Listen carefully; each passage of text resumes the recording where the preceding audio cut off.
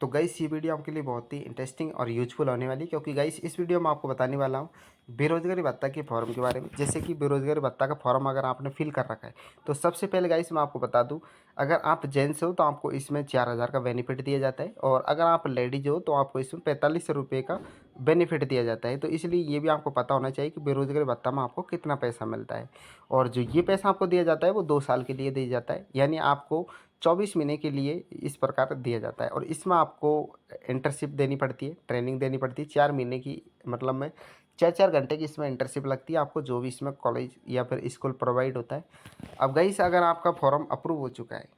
और आपको इस प्रकार का मैसेज आ रहा है, जैसे कि प्रिया आसार्थी, आपको मुख्यमंत्री युवा संबल योजना 2021 में बेरोजगार भत्ता अप्रूव कर दिया गया है, और इसे जारी रखने हेतु राजकीय विभागों में 4 घंटे की इंटर्नशिप RSLDC से प्रशिक्षण की अनिवार्यता, अतः 15 दिवस में EEMS पोर्टल पर अपनी SSID से प्रोफेशनल जो कोर्स का प्रमाण पत्र है वो अपलोड कर इंटर्नशिप हेतु सहमति दे। यदि आप प्रोफेशनल योग्यता नहीं रखते हैं तो आपको न्यूनतम 3 माह के कौशल प्रशिक्षण की सहमति दे। अंत बेरोजगारी भत्ता स्वतः ही बंद हो जाएगा, और इस संबंध में अधिक जानकारी के लिए रोजगार कार्यालय में आप संपर्क कर सकते हो। तो इस प्रकार का अगर आपके पास मैसेज आता है तो सबसे पहले ये समझिए इसका मतलब क्या है। अगर आप बेरोजगार भत्ता लेना चाहते हो तो सबसे पहले आपको इसमें 4 घंटे की इंटर्नशिप देनी होगी। जिस भी आपको डिपार्टमेंट पे इंटर्नशिप मिलेगी उसमें आपको 4 घंटे डेली जाना होगा, और डेली जाने के बाद में गाइस आपको उसकी जो हाज़िरी होती है, जो अटेंशन होती है, वो आपको अपनी SSID पर अपलोड करनी होती है। इसके बाद इसके अलावा गाइस इसका मतलब ये भी है कि 15 दिवस का मतलब ये है गाइस कि आपको SSID से, अगर आपने प्रोफेशनल कोई कोर्स कर रखा है, डिप्लोमा कर रखा है, जैसे कि आपने अगर BEd कर रखी है, या फिर RICIT कर रखी है, या फिर पॉलिटेक्निक कर रखी है, या ITI कर रखी है, या फिर BTech कर रखी है, आपने जो भी कर रखी है, ग्रेजुएशन कर रखी है, तो आपको क्या करना है कि 15 दिवस के भीतर आपने जो SSID के द्वारा बेरोजगार भत्ता का फॉर्म फिल किया था, तो उस SSID पर आपको जो अपना ये प्रोफेशनल जो कोर्स का प्रमाण पत्र वो अपलोड करना है। जैसे कि अगर आपने BEd कर रखी है तो 2 वर्ष का आपको डिप्लोमा, ये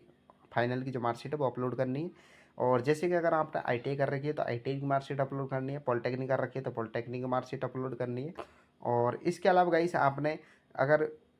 RICIT कर रखी है तो RICIT की मार्कशीट आपको अपलोड करनी है। तो आपने जो भी डिप्लोमा कर रखा है